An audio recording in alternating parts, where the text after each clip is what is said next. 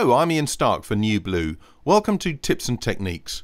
In this edition, I'm going to show you how to use the Film Look plugin from the Film Effects bundle. Making video footage look like it was shot on film is seen by many as some kind of holy grail. In reality, it's a combination of things that help us achieve a film-like appearance. Because there are so many distinctions between different film stocks and processing techniques, it's very hard to nail exactly what a film look is. But there are certain things that we can do to make our video look more like it was shot on film, perhaps to mimic a particular look from a movie or a TV series, perhaps to convey a particular mood, or maybe to develop a unique signature style for your production. Or it could, of course, simply be to give a lift to otherwise flat-looking footage. Whatever you personally hope to achieve, NewBlue's Film Look plugin is a fantastic place to start. Film Look comes bundled in the Film Effects package, and we're going to be spending the next few minutes looking at the different controls and how they affect your footage. Okay, let's dive straight in and see what we have to work with. I'll assume you already know how to install a new plugin and how to use it in your NLE, so I've already gone ahead and set up a clip with an instance of Film Look. You can see that we have a color chooser and 6 dials, and that's it. All NewBlue effects are really simple to understand and use, and you won't find yourself being swamped with 50 parameters you have to learn to get a result. That doesn't reduce the impact the effect has on the footage though, as we'll see when we start building up some film looks from scratch. There's a whole bunch of presets as well, ranging from the sublime to the ridiculous. As with all presets, they're great jumping off points that you can further tweak to get exactly the look that you want. But for now, let's select the Reset to None preset to start with a clean slate. I'm going to start with a very short clip of a street scene. It's been shot using available light, and as you can see, it's a little flat and lacks definition. I want the scene to pop out of the screen more, so let's see what we can do to lift it a little and give it some depth and appeal. Firstly, I want to emphasize the warmth of the scene. I'm going to apply a tint, which I can do either by using the eyedropper and selecting any color from the screen, or as I'm doing here, by clicking on the color swatch and selecting a color there. For warmth, I'll use an orange tint. Notice that the tint hasn't had an effect on the clip yet. To do that, I have to use the tint dial. I don't want to overdo things, so I'm just going to dial in a value of 20 for now. We can tweak that later if necessary. Note that if I turn the dial to the left or use negative values, this subtracts the tint from the scene, which in this case would bring out the blues more and make the scene look cooler.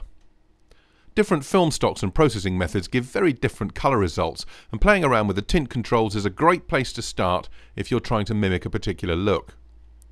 Let's take a look at saturation now. It goes without saying that for an oversaturated look you'll want to turn the dial way up, and for a completely monochrome look you'll turn it all the way to the left. Leaving it at 0 has no effect on the saturation of the clip. Now for this shot, I want to rein the colour saturation in quite a lot, as I think we're in danger of it becoming gaudy, so I'll drop it to -40. Let's skip the brightness and contrast dials for the moment and go straight to the film gamma dial. This is a very important control when it comes to mimicking the look of film. Basically, it controls the way light and dark tones are presented. It compresses the highs to make them lighter and the lows to make them darker. At the same time, it expands the mid-range tones, or the gammas, as many professional colour graders would call them. You can see here as I raise the dial that it has a very clear impact on the shot. For this clip, I want to use a value of 70 to start with. Let's split the preview screen to see the results more clearly. You can see that it really crushes those shadows, gets rid of a little of the unnecessary detail in the highlights, and gives a much greater sense of depth to the shot. It's looking good already, but let's turn to the diffusion control and see what that can do for us. Diffusion adds a nice soft glow to the more exposed parts of the shot. Now I don't want to add too much in this case. You can see what happens to the signs at the top centre of the frame when I do. Let's try a value of 10. Now I'm going to go back and adjust the brightness and contrast. I tend to leave these controls until last so I can fine-tune the overall appearance of the effect. So let's set brightness to 15 and contrast to 20. Okay, I think I've got the shot looking roughly how I want it. Let's split the preview again and see the difference from the original untreated shot. Much better. We've gone from a picture that was clearly shot on video to one that has character, definition and much greater appeal. Okay, let's look at a more extreme example. I tend to be quite conservative in my use of any effects in regular footage, but for stylized sequences such as title segments or segues, I sometimes like to let my creative hair down. Here's a clip shot in a department store in the UK. Again, it's not particularly exciting to look at as it is, and there's a nasty green cast to the picture, no doubt caused by the fluorescent lights in the store. I want to give this footage a very clean, almost clinical feel, and I'm going to start by applying a slight pink tint set to 40 to reduce that green hue. Let's split the screen, and you can see immediately that this has worked quite nicely. Now I'm going to drop the saturation down to, say, -60, and then I want to add just a small dose of film gamma. Let's try 15. That'll just crush those blacks ever so slightly and lift the highlights a little. Okay, let's look at diffusion now. I'm going to go a bit wild here and use a value of 50. You can see immediately what it's done. I really like the way it's blown out all the detail above the arc here and below the edge of the escalator. But it's also softened up the image more than I really want, so I'm going to counter that with a hefty dose of contrast. Let's try 45. That's great. I want to just back off the brightness a little, so I'm going to use a value of -5. And there you have it. Let's compare it with the original using the split screen. And now let's look at the finished clip. We've taken a piece of everyday footage and turned it into a lovely, high-tech, clean-looking image that reminds me a little bit of the space station scenes in 2001. Okay, one more example just for luck. Using the Film Look plugin is a great way to convey a mood in your project. Think of how the overall look of, for example, Saving Private Ryan or The Matrix has a profound impact on the way you feel about what you're watching. It can lift you, it can make you tense, or it can make you really miserable. Let's use Film Look now to try and get a mood across to the viewer. Here's a short clip shot in Milan in Italy.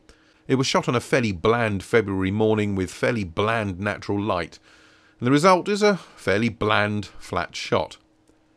I want to get a melancholy feeling across to the audience, so I'm going to start by applying a cold, miserable tint. I'm going to use this petrol blue colour, and I'm going to crank it right up to 100. I want to lose all the other colours in the clip, so let's drop saturation down to -100 for a completely monochrome effect. Now I want to get some depth in there, so I'm going to apply film gamma. Let's try a level of 40. I'm still looking for some more contrast to define the elderly gentleman more effectively against the background, so I'm going to use a fairly extreme setting of 50 for the contrast. It's going to raise the overall brightness a little with a value of 10. And finally, I want a kind of surreal, dreamy look, so I'll add a load of diffusion. Let's go with 50 again. And I think we're there.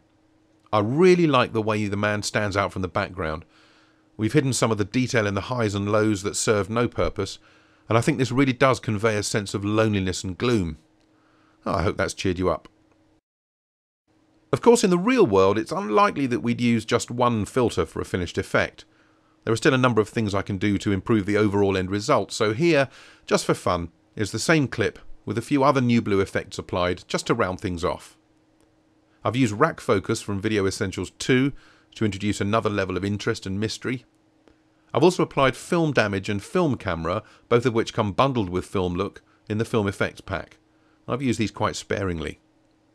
And finally, to give it a more cinematic feel, I've applied the letterbox filter, also from Video Essentials 2.